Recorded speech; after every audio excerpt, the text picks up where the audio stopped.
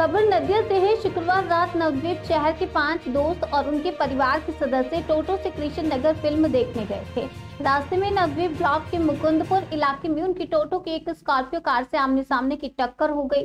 दुर्घटना के बाद स्कॉर्पियो कार मौके से फरार हो गई। आपको बताते चले, इस दुर्घटना में टोटो में सवार सभी लोग गंभीर रूप से घायल हो गए हैं। घटनास्थल से उन्हें पहले विष्णुपुर ग्रामीण अस्पताल ले जाया गया, लेकिन उनकी गंभीर हालत को देखते हुए उन्हें नवद्वीप स्टेट जनरल अस्पताल रेफर कर दिया गया।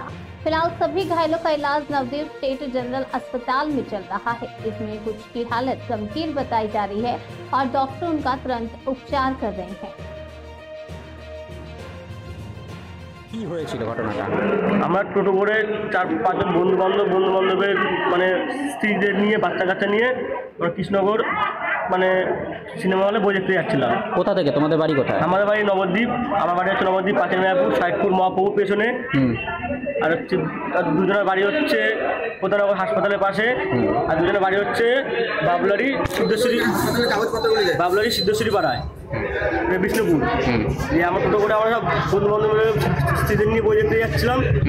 হঠাৎ একটা স্করপিও এসে আমাদেরকে মেরে দেয়।